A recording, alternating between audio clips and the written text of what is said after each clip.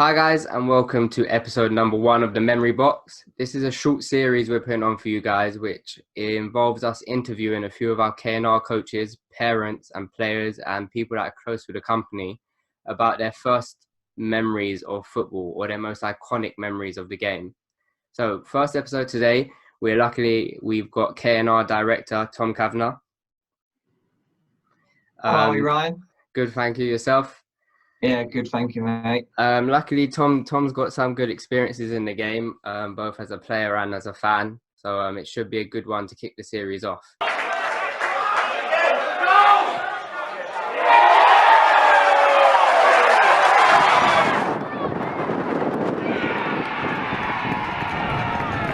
Shaw blocks the cross at near post and clears his lines to his left foot in the end. And a low shot. Oh, with the lace of the right. Oh, there's pressure. A lot of pressure there. It is. First one up. I'm expecting big things. Big things. Okay, so first question we're going with is just generally, obviously it's a hard one to think back to, but what is the first memory you have of football? What are you trying to say? It's hard memory because I'm so old. Yeah, well, you are one of the oldest in the company. So it's showing with the grey hairs. So yeah, don't talk about those greys. First memories of my experiences in football is probably as far back as I can remember, just going over the park with my dad and my older brother. Just kick about. Used to spend all day, near enough every day till it got dark, or my mum was shouting out to get in for dinner for me and my brother to come in. And my dad used to love, obviously, taking us over the park and loved his football as well. So also being at my nan's house in the back garden with my brother and my cousins and breaking lots of windows, which my nan and granddad weren't too happy about, but they loved us for it.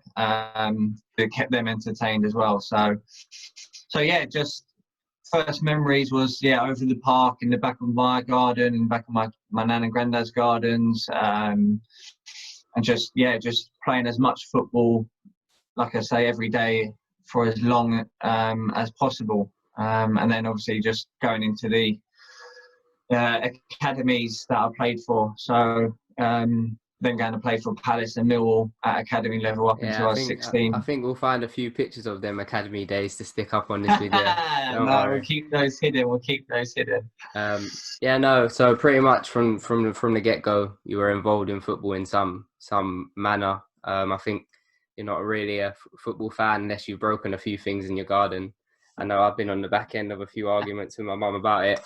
But so moving on, just generally, this is probably again more based on your childhood, but who would you say was a big inspiration as a professional watching, that really inspired you either to get involved or someone you mimicked or tried to replicate when you went onto a pitch in them academies, as you mentioned?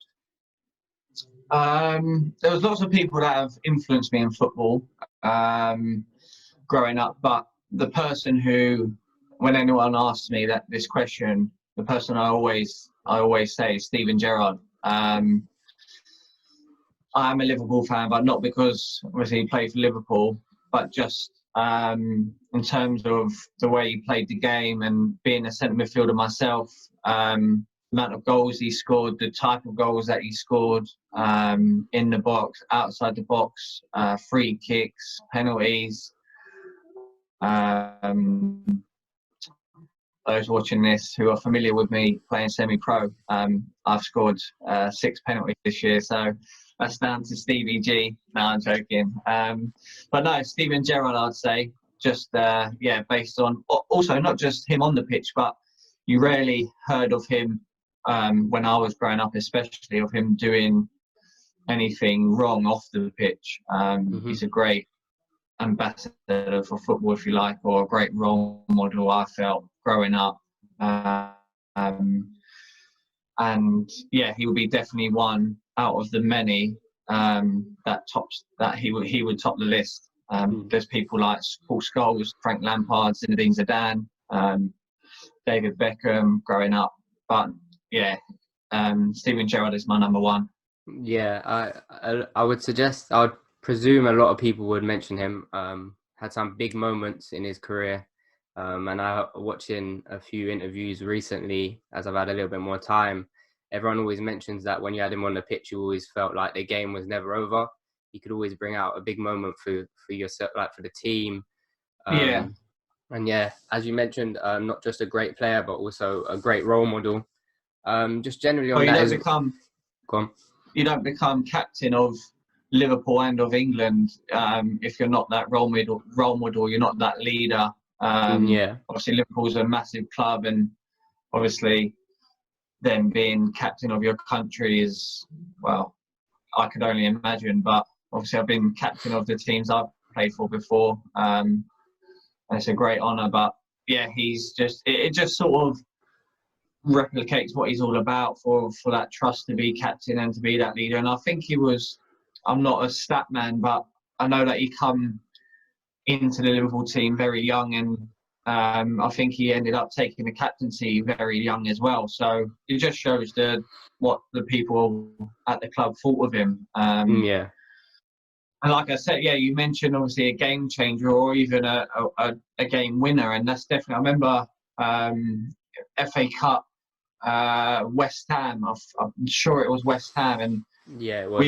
Liverpool were losing, and he scored a rocket from about 40 yards to get us, I think, either drawn level or back into the game. But there's so many instances that, obviously, again, I'm not great with memories, but yeah, of him pulling Liverpool back into games, and that's probably being one of his biggest fans and being my role model, and gutted that he obviously had that horrific slip against Chelsea, and that stopped obviously us winning the Premier League. So, yeah, that really must eat away at him.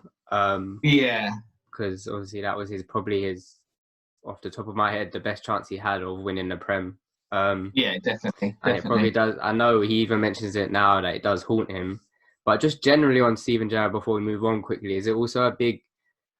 Obviously, we're speaking of him as a player, but for yourself, obviously playing and coaching, is it a big inspiration that he's now moved into management for yourself? Yeah, definitely. There's a lot of people that, in terms of, he's someone that inspired me, and definitely in terms of being on the pitch, but also how to carry myself off the pitch as well. Like you mentioned in his book, some of the quotes he has and from other people about himself and stuff that I've heard and read before about him just sort of shows the person he is. But yeah, definitely in terms of me now, focusing on my coaching career and trying to coach at the highest level possible, and getting my badges, and him obviously coming out of the top level and going into another top level with Rangers and doing so well there as well. Just shows that it does. I'm a strong believer that it does help with your coaching if you've played at whatever level. But yeah, he's someone that even now through coaching I still follow him, and like he's still inspiring me now. So perfect. Yeah, I agree with that. A lot of people probably have him down as a big inspiration, especially from like mine and your generation. He probably does go down as one of the Prem all-time greats. But if we just move on now, looking more at the games that are memorable to you, I've just been thinking to ask people to pick out their 3 most memorable fixtures. Can be international, it could be a club side. As you said, Liverpool fan, it could be one of theirs, but it could also be a game that maybe you played in yourself, or you've like maybe come up against someone in a game and it really, really inspired you either to kick on or for whatever reason, it's just a memorable fixture for yourself. Well, to be fair, the three top games that I think of is not in terms of me playing. It's me watching all Champions League games. Liverpool are involved in 2 of them, but these are the 3 games that. You'll pick a Liverpool game. Had to be done, didn't it? But in terms of playing, there's definitely been memorable games in terms of helping my playing career. So most recently, obviously, this season, I played in the FA Cup second round and against AFC Fylde, but also beating Macclesfield at Macclesfield in the first round proper before that. Being captain at Merstham, leading a team out on BT Sport against Oxford. We didn't get the result that we wanted in any of those games, but nevertheless, great it's still a good experience. Memories that will live on, and I've still got memorabilia from those games, and obviously they're up in the house and stuff like that. So, but also going back from memorable games from when I was at academy level, playing against the Arsenals, playing against players that are now professionals, and I'm very proud of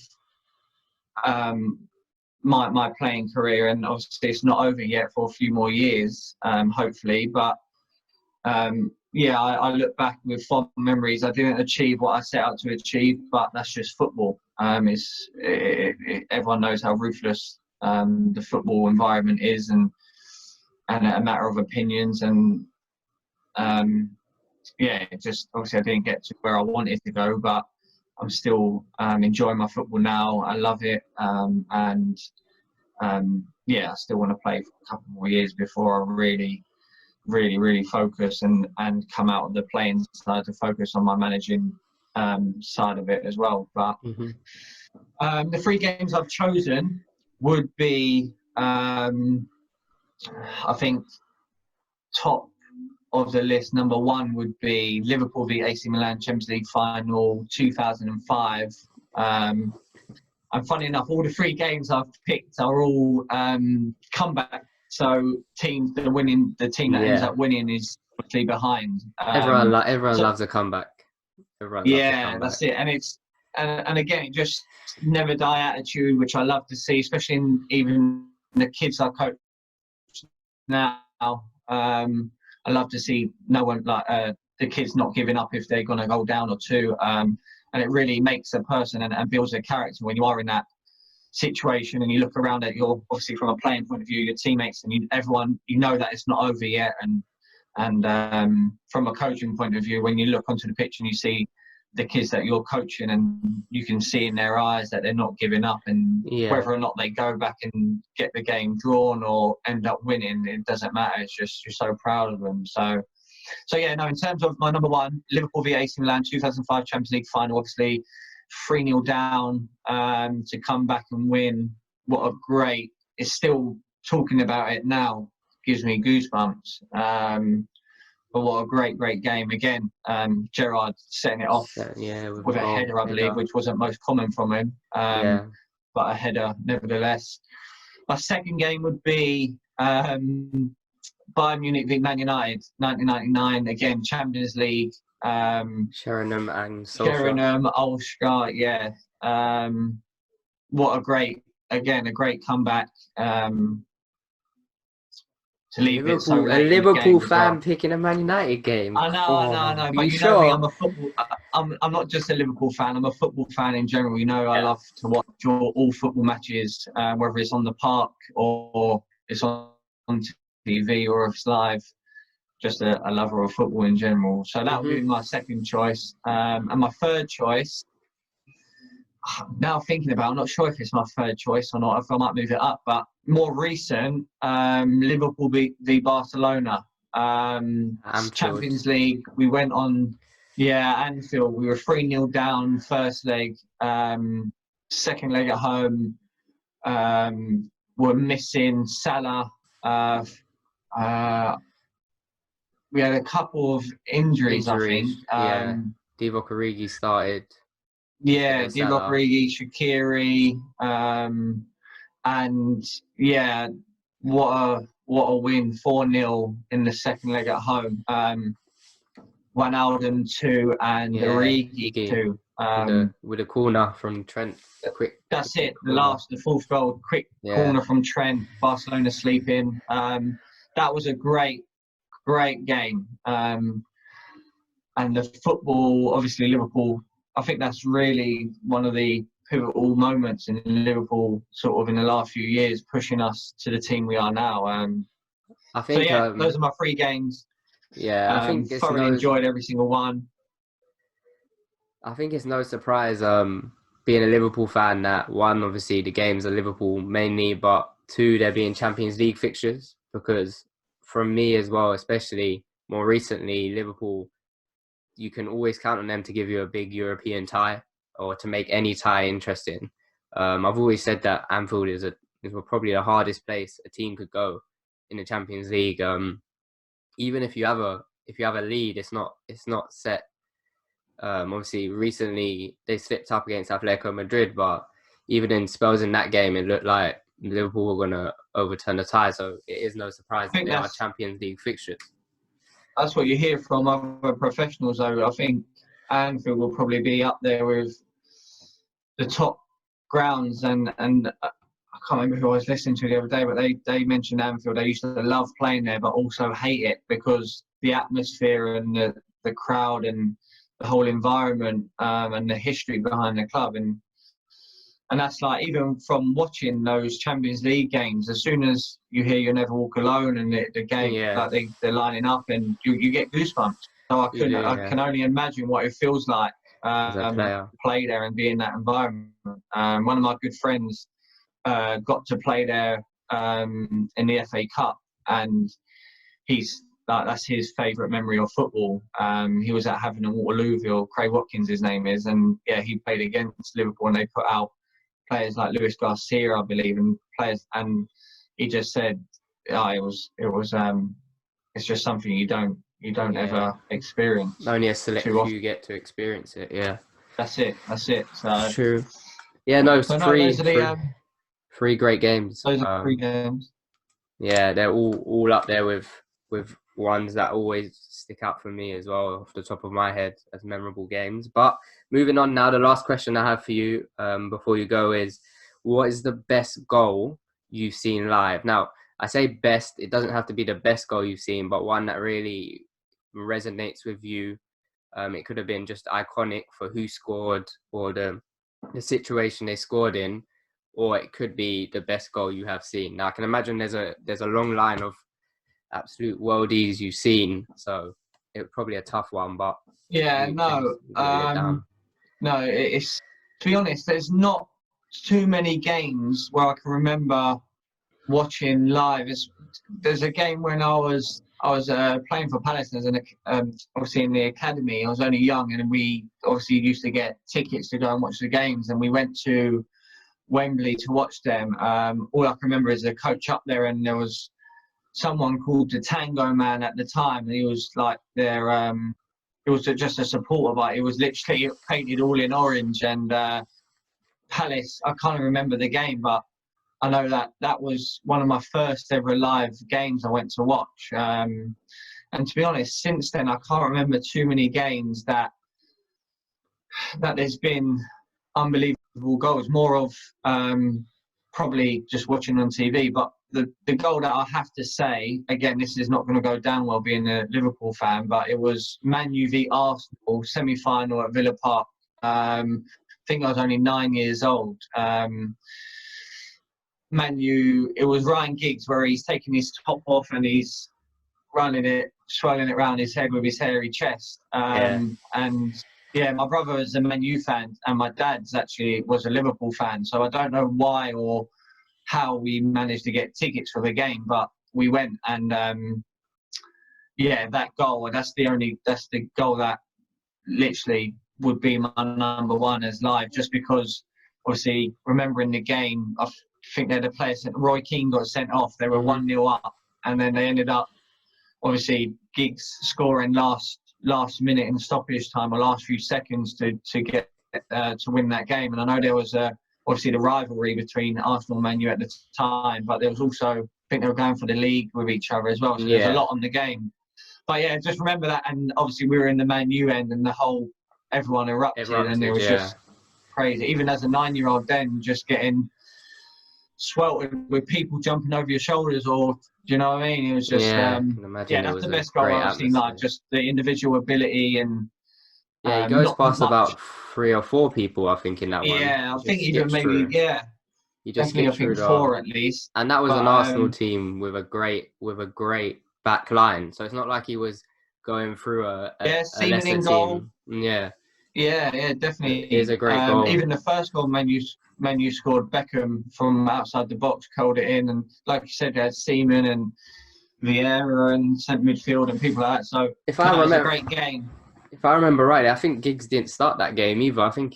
I'm sure I've seen recently. I watched it that he didn't start. He came on as a sub in that No, your fixture. memory's probably better than mine. Yeah, and I remember, funny enough, a funny thing about it is when with the class of with the United team, they mentioned that during the goal, as Giggs takes his shirt off and whips it round, Paul Scholes has like followed the ball in, but Paul Scholes mentions that he was about to take his top off, so he's pulled his top up and he's realised, hold on a minute, I haven't scored. Why is my top about to come off? And then he's like pulled his top back down. But no, yeah, great goal. I think Yeah, everyone. great individual ability. Obviously, me, I'm not much of a dribbler myself, so I can appreciate someone who can do that. Yeah. But So no, yeah, yeah, no, it was, great goal. I think everyone remembers that one or will have seen it, even if it wasn't during their era. They would have 100%. yeah, Sky Sports love bringing that one out yeah, during the United definitely. Arsenal game. But no, cheers for that, Tom. It was 3 questions answered brilliantly. Some real iconic moments in there. Is there anything else you'd like to say before you go? No, just yeah, no, thanks for inviting me, obviously, for the memory box, and enjoyed it. Yeah, there's many more memories of what I've experienced, but those are the ones that stand out for me for whatever reason. So no, I Yeah. thoroughly enjoyed that. Thanks, Ryan. Perfect. Cheers guys for watching. Episode number 2 will be out in the next few days. Obviously, as I mentioned, if you do like the series and want to see more episodes of this nature, or you have any other suggestions or memories, make sure you do drop them in the comments below. Always remember to share the series and hit that like button, just so we can get a few more people involved, and obviously if we grow, we can get a few more people on the show. So yeah, just look out for episode number 2, and cheers for watching, guys. Bye.